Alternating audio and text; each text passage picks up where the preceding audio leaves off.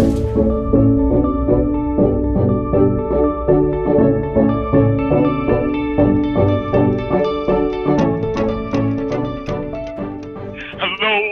it me you're looking for? Sorry.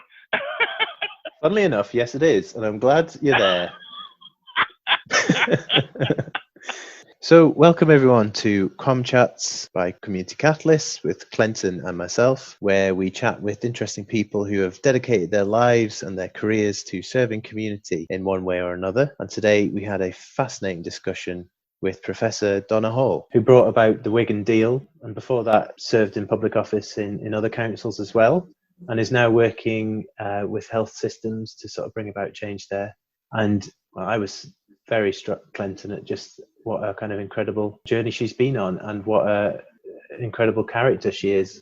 What I picked up from listening to Donna was that's what being humble looks like, and authentic. She embodies what, for me, when we talk about morals and values, she lives them. They're not just a piece of paper or a charter. She talked about community, people and families, connections and belongings and what matters most to people. She embodies that and has left her ego aside, but at a cost. And that cost, thinking about it, is that personal sacrifice. I could talk with Donna forever. Yeah, I think you're absolutely spot on there, Clenton. I couldn't agree more with all of that. So let's get into it. This is our long-form interview with Professor Donna Hall, speaking about her journey and her experiences in public life and her hopes and dreams for the future. I hope you enjoy it and are as moved by it as much as Clenton and I have been.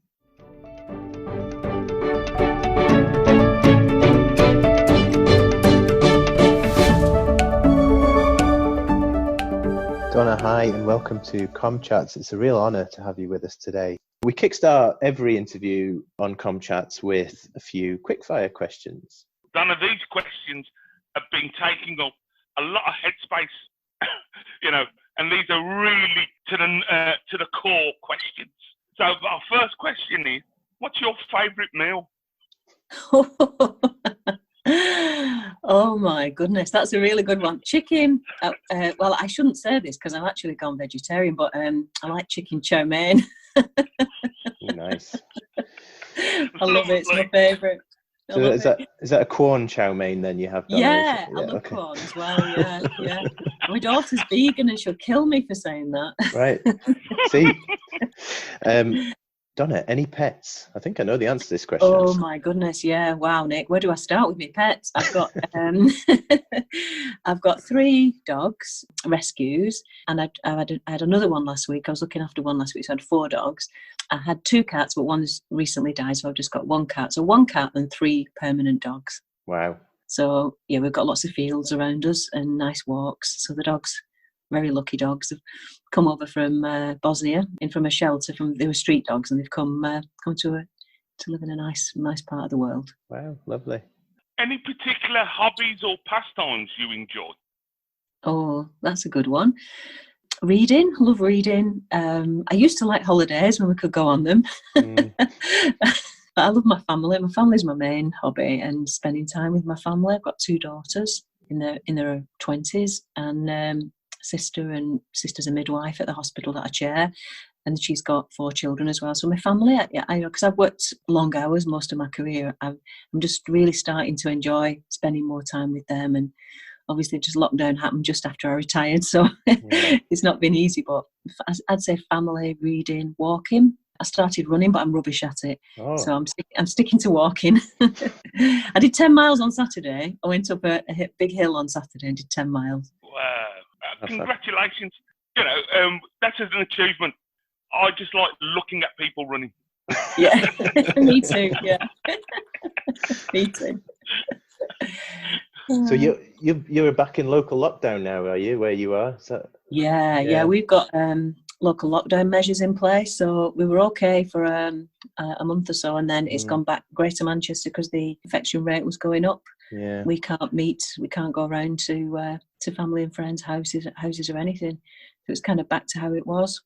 It must be rough to have that such a long period Yeah. of lockdown and then it open up and then for that to be taken Go away back again. Yeah, but I do think it's the right thing to do. I think it was announced in a very, it was done very quickly, you know, and obviously it was just before Eid, so it's caused a lot of consternation amongst the communities in Greater Manchester. But at the same time, if the infection rate's going up, it is the right thing to do, I think. Yeah. Okay, what about your favourite TV show, Donna? Do you have one?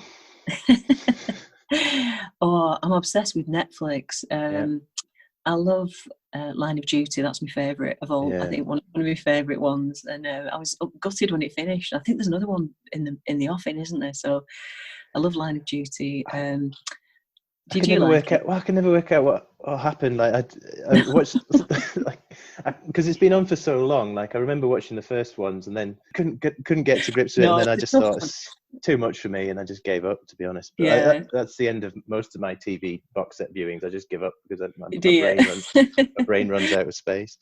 Oh, I loved Breaking Bad as well. Have you watched that? Oh yeah, twice. Oh yes. Two of my favourite programmes that you've just mentioned. Yes. Yeah. Totally agree. You mentioned earlier about reading. So my question is, what was the last book you read and why? Oh, I've read one book over and over and over again, and I absolutely love it. It's called The Goldfinch. I don't know if you've read it, The Goldfinch, Donna Tartt. Yeah. It's absolutely fantastic. It's been made into a film. The film's not that great, but the book is just fantastic. I really recommend it if you've not read it. It's a really long book. It's really long-winded, but it's kind of set in modern times, and it's about a painting, The Goldfinch, which is a real painting. But it's I can't spoil the plot for you, but it's got a huge twist at the end, like the hugest twist I've ever read. And even though I've read it so many times, I'm always surprised when you get to that twist. I love it because it's like entering another world, and particularly in lockdown. And I found it hard to read at first because I found I couldn't concentrate. And I got a big pile of books by my bed, and I thought, I felt guilty for not reading. And there's a tendency, you just become obsessed with the news, don't you? And watching the news and trying to make sense of it. Your brain's trying to process it, having crazy dreams. And then you enter another world when you read a great literature, don't you? And during normal times, Donna, where would be your favourite place to go on holiday? There's a Greek island called Thassos. It's absolutely lovely. I don't know if either of you two have been. Oh, it's just magical. You just get off at a big Greek airport. I can't remember which one now. You just get a little ferry, and it takes you across there. It's just full of pine trees. It's a bit like a cross between Greece and Norway. You've just got pine trees, sunshine, mountains. It's just idyllic. I'd love to go again, but I'm not sure. I've got really bad asthma. So my half brother died of an asthma attack. So I'm really, really careful about catching COVID. And I've got type A blood as well. So I'm getting a bit paranoid about that because that looks, apparently people with type A blood are much more prone to COVID-19. I don't know if you've picked that up or be having serious complications. Yeah. So I don't think I've gone on a plane for quite a few years. Yeah, I sympathise with you. Asthma and diabetes are some of my conditions. I've got a stellar question now. This will remember. This question will stretch you. It will stretch you. This question, and the question is, what would you do with £1 million, Donna? Oh God. Well, because me and my daughter are really obsessed with rescuing dogs. I think we would buy a place over in Sarajevo, which is where the shelter is that we work to help the lady and her sister who run it over there, and they have no money whatsoever. So I'd build them a better shelter. I'd help them rescue more dogs. I'd build a rescue animal shelter over here to try and get as many, because as soon as the dogs come over here, they get adopted straight away. But because they're over there, they're stuck there for kind of 5-10 years, and they're absolutely most gorgeous dogs. They go in when they're puppies and they never leave. Such a shame. I'd spend a lot of it on that. I'd take my family on a big holiday as well. Nice. Okay, lovely. Thanks, Donna. Well, there you go. You've managed to get through round 1 of the interview. Good job, I had a Weetabix. Our taxing questions. Thanks very much. That's lovely to hear all that and learn a little bit more about you. And we'll now kind of move on to the meat of the interview. My question, Donna, and thank you for giving us a bit of insight of who is Donna Hall. So thank you for that.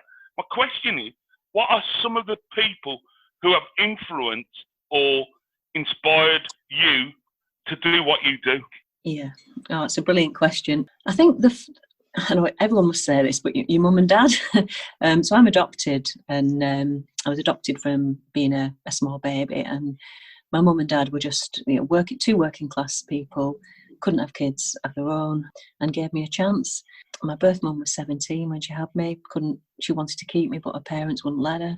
And my mum was just like really loving and really kind, and just a lovely person. Worked hard all her life in factories and like really, really low paid jobs. So I had that role model in my mum. My dad did the same. He worked he was an engineer, but he worked in factories, and he got made redundant loads and loads of times because it was just at the edge of kind of computerisation. But he gave me this. My dad was a real left-wing Arthur Scargill type bloke. He was a trade unionist. He got into he joined the trade union when someone at work was killed, stood next to him by a machine, and had literally lost their life in a very dramatic and horrible way. And it got him into, and there was no support for at the time that person or their family. So that got my dad really motivated, politicised him, and then in turn politicised me and my sister. And I remember my dad was a real rebel, and he once had an ashtray thrown at him. He used to work for British Steel at Trafford Park. He had an ashtray thrown at him in the boardroom. That's how feisty things got in the 1970s. He was a principled man, and he was a feminist, really. He wanted the best for his daughters. He wanted us to do well. He wanted us to learn. I remember I used to work in a posh fish and chip shop when I was 15 and 16. I worked in a posh fish and chip shop in Bolton to save up to go to uni. And they offered me a permanent job. And in those days, it seemed like quite a lot of money. They offered me like a trainee manager job. And I was 17, coming up 18. And I said, I had a boyfriend at the time. I think I might stay in Bolton. And my dad said, "You are not doing it." We had a big row, but he was right. He was right. And you need that parental support, don't you? And I was so lucky to have my mum and dad, because they steered me down the right route. We didn't always agree, but they gave me really good ethics and a moral code, and I keep coming back to that. And it's guided me a lot in what I've done in my career. Is what could have happened to me if I hadn't had that that really good upbringing and background as an adopted kid. So other people that have inspired me, people I've worked with, really brilliant people, people who've been more junior to me have inspired me massively. Community organisations have inspired me hugely, the work that they do. Some of the managers I've had, some thinkers I really like, some really great thinkers who are out there. The people I work with at the New Local Government Network are really great. Mm-hmm. Some politicians, like a real mixture of people. And I think it's a bit like a fishing trip, isn't it, life? You kind of get different bits of things from different people, and then you make your own way in the world. But, inspiration and, particularly at this current time, we need it more than ever, don't we? Because the world's become so divided, so angry, so fearful, I think. And, we're desperately in need of some new ideas, some fresh thinking, some people we can really, gain that motivation from. Those values, Donna, that you talk about there that were kind of instilled into you, do you feel that those were the things that you reflected on most when you were in positions such as the CEO of Wigan Council and the CEO of Chorley and the roles you've got now? How have you reflected on them, and how have they helped you get through some testing times in what I imagine must have been very complicated roles? I think, they have been really complicated roles. And I think now I'm involved in the NHS. I chair Bolton Foundation Trust as well. So you see the worlds of different bits of government, and you and Clenton know this better than me, the different silos of government departments, the different bits of local government, all not working together, different initiatives, no strategy, all things crashing against each other, overlapping things that don't work around the person. So for me, the thing that's always driven me, always, and will never leave me until my dying day, is focus on the person, focus on the family, focus on the street, focus on the neighbourhood, you know, and wrap initiatives and community support around those people. Don't just interact with them like they're a unit of need. You know, that's, you know, I always bring it back to my own experience, my own life, you know, the life of my family, the life of my friends and people I know. And, you know, we used to call it customer journey mapping, didn't we? I hate that. It's like somebody's buying some bananas from Tesco or something. Other supermarkets are also available. But but I think it's not like we're not, and again it makes, when people use lean engineering as if they're building a Toyota car in public services, you know, it's wrong. We're not building a car. We're working with very complex situations, complex communities and families, and they deserve the best. We need to change, not them. Nobody's hard to reach. We're just hard to navigate at times. So I always try to bring it back to the person, the family, and that's been my kind of overriding principle, whatever I've done. My background is kind of policy and strategy, and I've been lucky enough to be able to put that thinking into practice, because sometimes I think there are lots of think tanks that never actually do anything. And for me, it's got to be, think tanks have to be informed by doing, and vice versa. The social contract that you developed with both Chorley and Wigan, was that based on, would you say, that belief in individuals and communities, thinking street by street rather than system by system? Yeah, definitely. And it was pre-austerity we did the Chorley Smile. That was the first kind of attempt at doing it. But at the same time we did something, I don't know if you either of you remember it, but it was called Circles of Need. And it was based on some great thinking that we were doing at the time, with a couple of national organisations, and partly it's at one point with the government as well, around the Tell Us Once initiative. I don't know if you remember that. And that's because I supported the DWP on that. That's where I got my CBE from, because I was really passionate about that at the time, and we implemented it as a pilot in Lancashire. So that's basically when someone dies, you just have to tell one person once, and it just cascades through the system, rather than having to go to 10, 12 different organisations to tell them. But yep, Circles of Need, the Chorley Smile, the Wigan Deal, they were all based on, let's try to think about the state working differently with the citizen.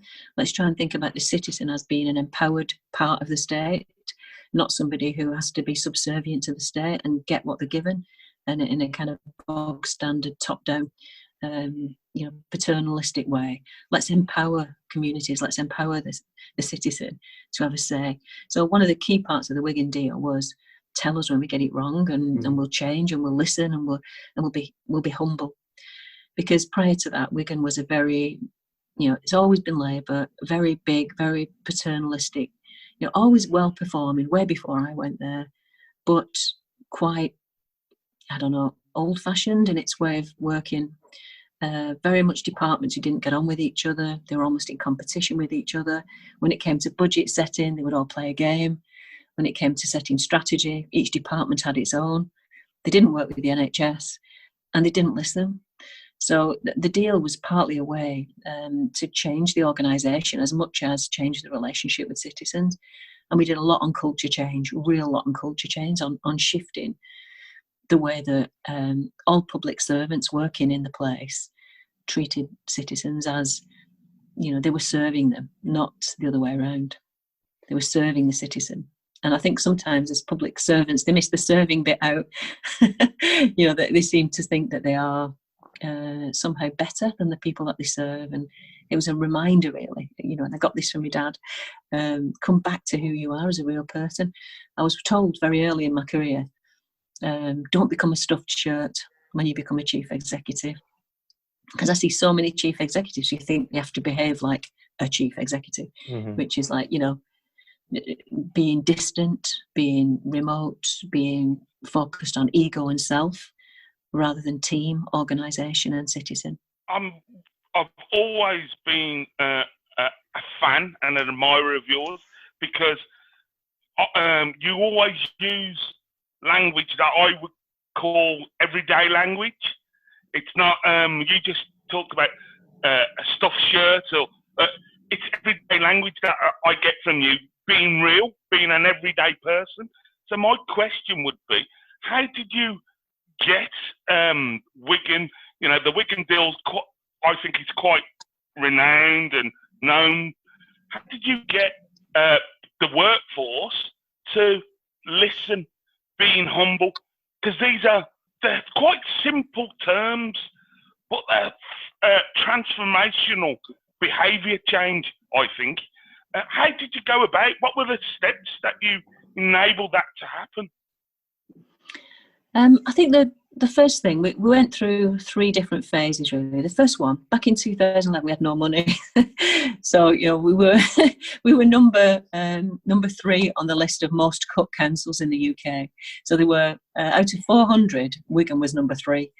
So we knew we had to do something quite radical, Clenton, because we couldn't survive otherwise. We knew just chopping little bits off the budget every year, you know, making library staff redundant or school crossing patrol staff redundant, which is what some people do, taking 10% off a budget. That's what a lot of places do. And that's what they were doing in Wigan when I first started. I thought, no, this is not the way to do it. We need to rethink what our role is. This is an opportunity. Having such a big challenge, having half your money, half your revenue budget taken away, gives you a real opportunity to restructure and reshape and rethink your purpose. Because for me, it's a lot of organisations just trundle on without thinking, what are we here to do? What's our job? So I think really trying to step back and think about purpose was a real starter for 10. Second thing was we did an experiment with Hilary Cottam. I know you know Hilary, and she did a great piece of work for us in a place called Worsley Mains called the Life Project, which was looking at the needs of families in Worsley Mains whose children were on the edge of being taken into care. What were we doing wrong? What could we do to help them better? Where was the state failing, and what kind of new state did we need to create? And we learned so much from that experiment with Hilary. And then kind of simultaneously, we were doing a piece of work in Scholes, which is another quite challenged part of Wigan, right in the centre. It's where George Orwell lived when he wrote The Road to Wigan Pier. It was quite, you know, challenged then, and it still is now in parts. And we did an experiment with adult social care where we found that we were just, again, processing people as a unit of need. We weren't listening to them. We weren't asking them what they wanted to do. You know, a bit like your examples, Clenton, in some of the work that you've talked about, the social care, reshaping social care for the future. And we thought that good looked like putting somebody in a council minibus, shipping them to a day centre and leaving them there all day and then bringing them home. And that for us was good. That's how we defined good social care. And as you know, it's not. So the work we did in Scholes with Nesta, it was called the Creative Councils Project, really taught us a lot about adult social care. And the 3 things for me, because I've always kind of tried to connect things, because what I find with a lot of chief execs is they do projects and initiatives, but they don't connect things. And for me, being strategic is not just keep saying the word strategic or strategy. It's about connecting things. That's all it is. It's as simple as that. Yeah. And I think the 3 things for me all connected in my head, that there was a link between the money we were spending, the quality of the services we were providing, and listening differently to people. So this is where the deal came from. And we didn't have it as a project. We had it as, this is the way we work, 365 days a year, 7 days a week, 52 weeks a year. This is just how we work. It's our corporate plan. It's our budget plan. It's how we're going to get money out of the system, but it's how we're going to be better as a listening council. So that's kind of what we did. And the staff, most staff, I would say 80% of the staff came with us. They were really up for it. They wanted, the reason they became social workers or, you know, they entered the NHS, because this wasn't just about the council, it was the whole place.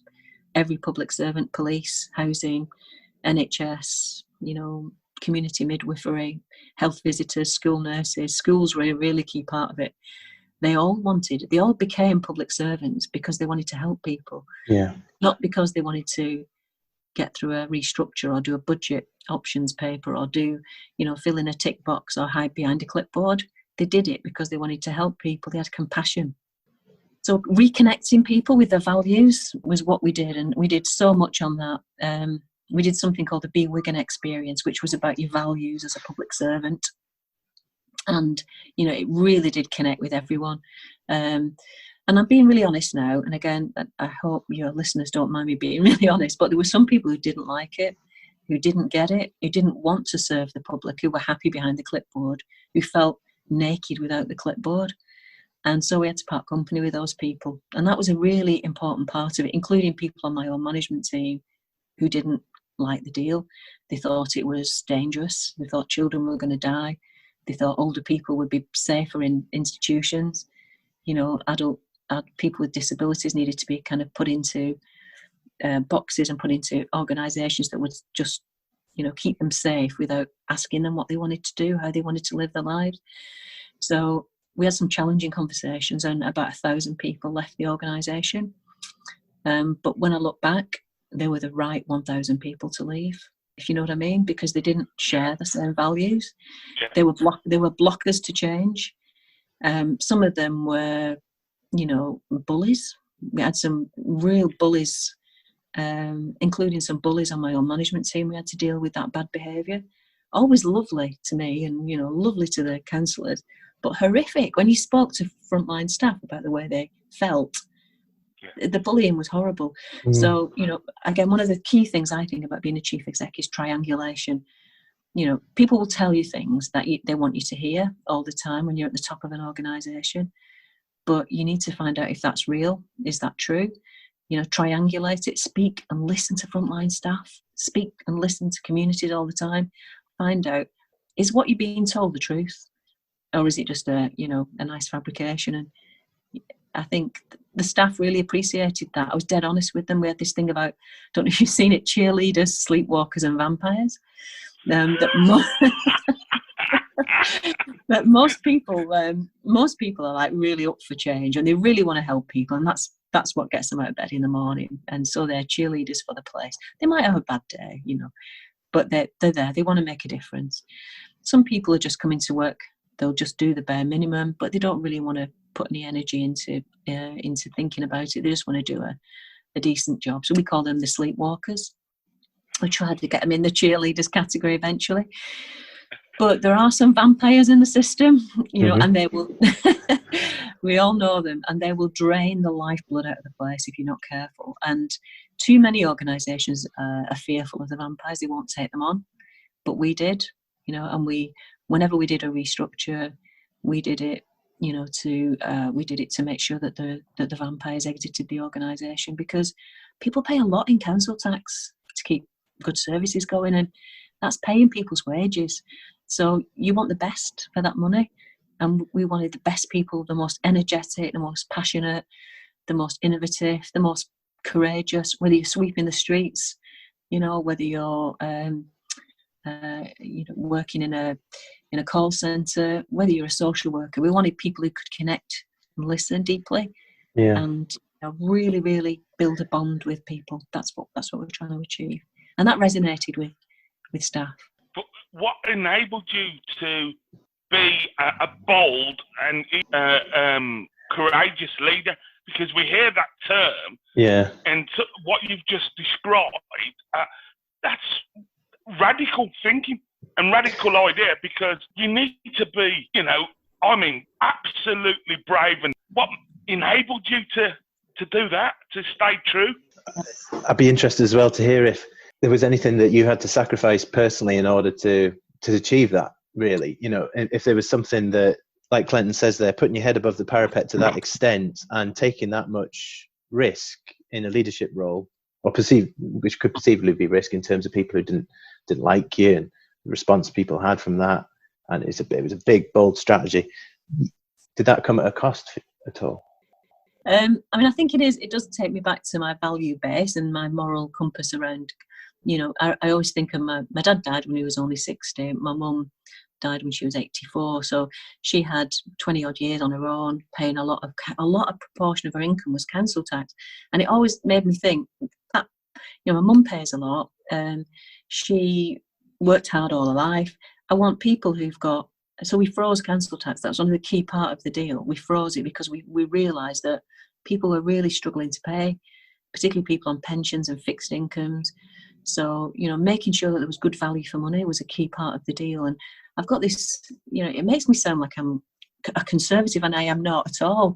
But I'm not particularly political, but I always believe in good value for money and good services, and people, because people do pay a lot in taxation, and I think it's important that we can demonstrate good value for money. It's just always driven me that as a motivator. Where did I get the courage to do it from? Partly seeing that we had a massive challenge, also feeling a little bit of imposter syndrome about being a chief exec, I'll be honest, coming from a council estate in Breakmate, Bolton. I kind of, some days I would walk into the town hall and think, oh my God, I've really got this job, even when I was like 8 years into it. So I think sometimes when you've got that imposter syndrome, you try harder. I didn't have that kind of entitlement that some leaders seem to have, that they feel like, well, they're brilliant, and therefore they're, the organisation is lucky to have them. I never felt that. I always felt like I had to prove myself every day.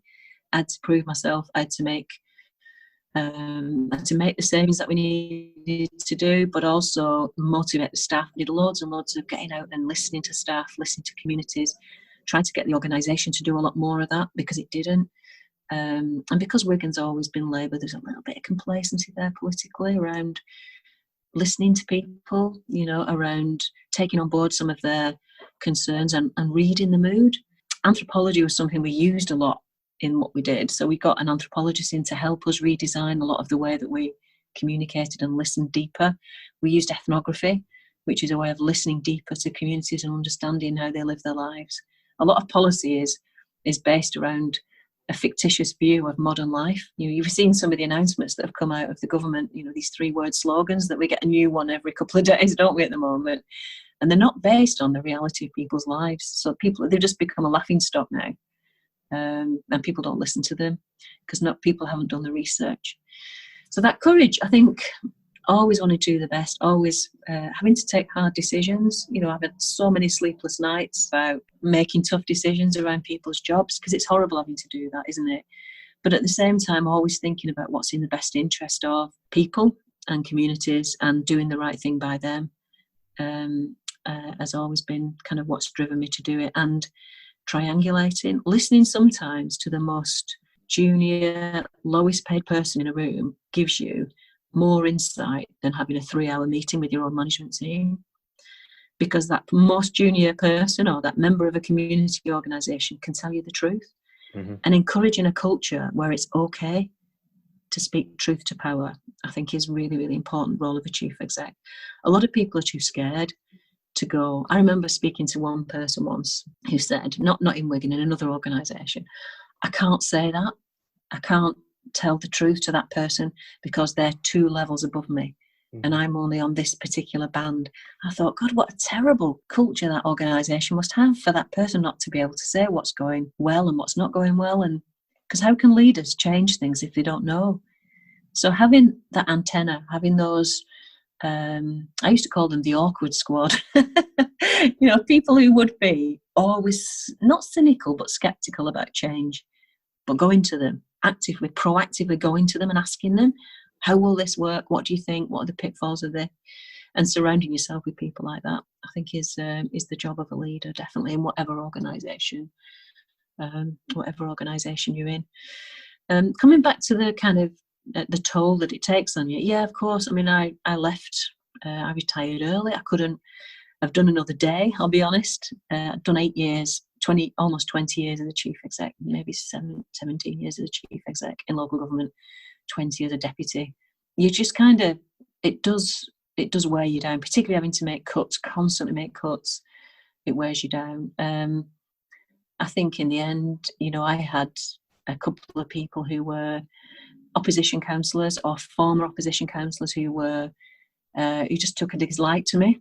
I don't know why, maybe because I'm a woman, and mounted this vitriolic campaign against me. And pictures of my family put on Facebook, pictures, fake pornographic film with a porn actress's body and my head on it. This was an election candidate. Somebody who was standing for election did that. Just horrific, really. My mortgage posted online, death threats. It got horrific. And when it started to intrude, and when they came to my house and got arrested, That's the time I thought, right, I've had enough of this. I'm not prepared to put my family at risk by doing this job. So, and my family is everything to me. So that's when I decided to leave. So yeah, I mean, doing the right thing, particularly as a female leader, Clenton, as a black leader, you get a lot more grief than you would if you were a white bloke. Sorry, Nick. I'll let you off. But you just get more grief because people don't think you deserve to be in a leadership position. And yet you see some of the most amazing leadership in this pandemic has come from women globally, hasn't it? Absolutely. So I'm not saying women are better leaders than men. I think that's, I know some awful women leaders, I'll be honest. And I wouldn't put them in charge of anything. But, I do think sometimes women and, BAME people and, LGBTQ people get a harder time because they get judged unfairly. So, but I've been so lucky. Honestly, I've been blessed with my career, and I've been given such a great opportunity to support so many people in my career, and I am incredibly lucky, and that's how I look back at my career. Thank you, Donna.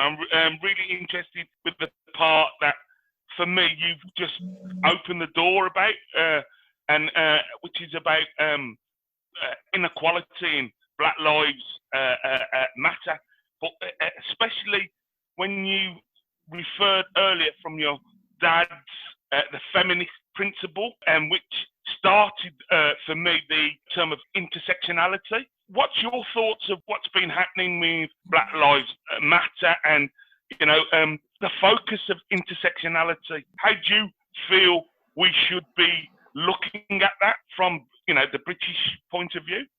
I think we've got so much to do, Clenton, honestly, and I think we're making progress some weeks, and some of the work that you and I have been involved in, I think, wow, this is great, and it's just what's needed, to really transform the NHS and local government and central government. And then I stupidly read the comments section of different posts on the refugee situation and the boats coming across this weekend from France, the vitriol that's directed at, a couple of dozen people in a couple of sinking dinghies, desperately trying to save their families. This vitriol is coming from working class people. And I just think, God, we've become so divided. I've got lots of friends who are LGBTQ, particularly some friends who are transgender, and the grief that they are getting at the moment. It's just anybody who's different or is perceived as being different gets, so much hatred directed at them, and some of the stuff that's online this weekend again around police arrests and Dawn Butler, and it's just like, just stop it, for goodness sake. And everyone's so angry. So I do think there has never been more of an important time for us to champion intersectionality and equality. We are on a tipping point, I think. And if we don't stick with what those of us that do believe in champion equality, then, we've really, really got to stick together over the next couple of years, because it's dangerous what's happening, I think. So strange, isn't it? It feels like this is the new thing to put your head above the parapet about, but it shouldn't be, should it? This is humanity that we now have to stand up and speak for. It just blows my mind, the fact that we've ended up in this world. But let's try and finish on a positive note. It's a real change time, as you've just described. What are the things that you've seen over the last few months, perhaps particularly, Donna, that you think this has given me hope? This is exciting. Looking forward to seeing where this goes. Well, I'm going to butter you both up. That's okay. So butter away. Yeah, butter away. So I'll start with you, Nick. I think some of your amazing local area coordination stuff, the report you've just launched, is just what we need. I'm so, again, focusing back to the neighbourhood, the area, the community, the family, the person. We've got to do that. Public policy is just so centralised in this country. We are the most centralised country in terms of public policy, and we're getting more and more centralised recently. So decentralise it, area coordination, your work is so exciting and so important. So thank you for that. And Clenton, your amazing work on transforming social care. You are, everything I see about social care, your name is there, championing it. And your voice, because you're so down to earth, you're authentic, but you're very honest and direct and brave. Don't stop that. Keep that going, because we really need it more than ever. And, you know, if anything, both of you need to be bolder, I think. We all need to be bolder in what we're saying and what we're doing, because there are some very powerful forces, you know, governed by money and by power and by grip and centralisation, and it's not going to work. It's just not going to work. We're going to enter a huge, you know, we think COVID's bad, but just wait. The next few months, we're going to see huge redundancies. We're going to see, you know, massive unrest, I think, within communities. You know, we're not going to be going. I'm very worried about schools going back. You know, I'm really worried about the future of young people. I'm really worried about, you know, people who I know and I love, and communities who are just going to be generationally unemployed for the future unless we do something really radical to remodel the economy. Climate change, you know, sorry, I sound like the Sultan of Doom, don't I, here with all of this stuff? But you know, we've got climate changes there as well, massive changes. So, you know, let's be bold, let's stick together. What I find quite, you know, we've got so many people saying so many brilliant things, but they don't work together. Yeah. So, you know, I'm trying to get colleagues who are saying very similar things. So things like New Local Government Network that I chair, people like the NHS Confederation, with brilliant people like Victor. We've got Hilary Cottam and all the radical help thinking. We've got you two. We've got some brilliant work going on. Some of the work that Claire's do around community wealth building. We've got Nesta doing some great stuff. We've got FutureGov doing some brilliant stuff, Dominic Campbell. But we tend to do it. We've also got Collaborate. You know, we've got groups doing things, but in little bits and little chunks as projects. And what we need to create is that same sense of cohesion and purpose that capitalism has, which is very clear about making profits for shareholders. But, you know, we used to turn it back to people. You know, we're being told we have to reshape and remodel the economy to fit in with the economy. Well, why? Why do we have to fit in with the economy? Why can't the economy fit in with us? Absolutely. Well, I think that's a very powerful statement to end on. Don't you, Clenton? I do, and I could carry on the conversation, because everything that you've said, I think more and more people need to listen. Yeah. I call this just common sense talking, and we need to get you travelling around the world if it was left to me, because you talk common sense, and it talks to everyone in all of us as people, you know. So I just personally thank you, and keep doing what you do. I don't believe that you've retired. Just do what you keep doing. Oh, thank you so much. Likewise, same to you too as well. Thank you.